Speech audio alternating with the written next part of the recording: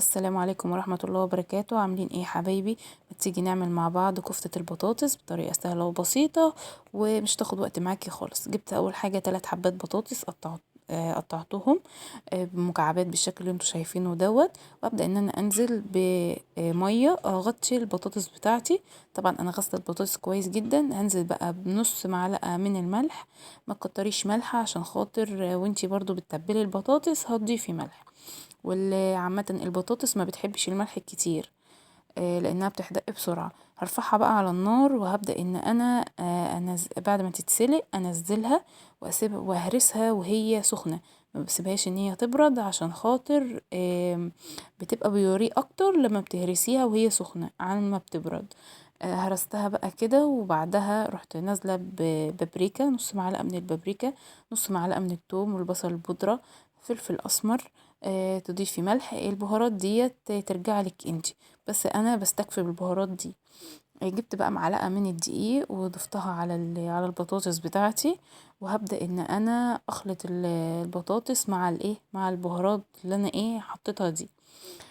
هخلطها كويس جدا عشان خاطر البهارات تتجانس مع البطاطس وتبقى كلها واخده من طعم البهارات. البطاطس واخده من طعم البهارات كويس. نقلتها هنا في بولة عشان كانت الحلة سخنة شوية. سبتها ان هي تهدى بس 5 كده، وبعد كده هبدأ ان انا اصبح التشكيل ده بقى يرجع لك انتي. عايزة تعمليها على شكل دواير كده تمام، عايزة تعمليها صوابع زي ما انا عاملاها مفيش اي مشكلة خالص، مش هتقولك لا.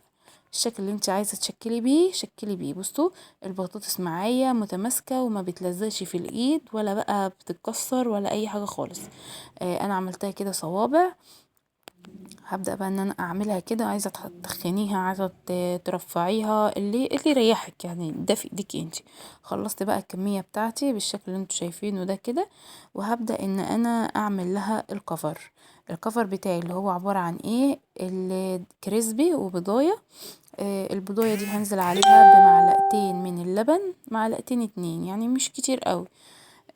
بعد كده بقى هبدأ ان انا ارب البضايه مع اللبن بتاعي لحد ما يختلطوا مع بعض.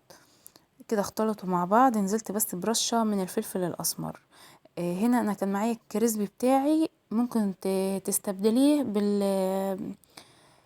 بالفيجيتار، مفيش اي مشكلة، هيبقى طعمه حلو جدا برضو. هتاخدي بقى البطاطس بتاعتك هتحطيها في البيض، وبعد كده تحطيها على الكريسبي، تغلفيها كويس جدا. بصوا شكلها اهو، ده الشكل بتاعها. هبدأ برضو اعمل واحدة تانية معاكم اهوت، حطيتها برضو في قلب البيض، وبعد كده هنزل على الكريسبي بتاعي اغلفها كويس جدا، وبعد كده ابدأ ان انا اشيلها اهو زي ما انتوا شايفين كده. اهم حاجة بس غلفيها كويس جدا الخطوة دي. تمام.